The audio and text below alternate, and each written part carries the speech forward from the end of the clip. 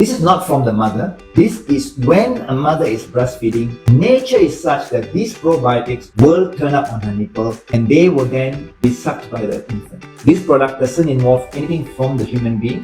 The source is from the nipple of the breastfeeding mother, and nature is such that only when the mother is breastfeeding, this probiotic will end up on her. Those mothers were all Muslims, made sure they were not taking antibiotics, and the product is certified halal by JAKIM.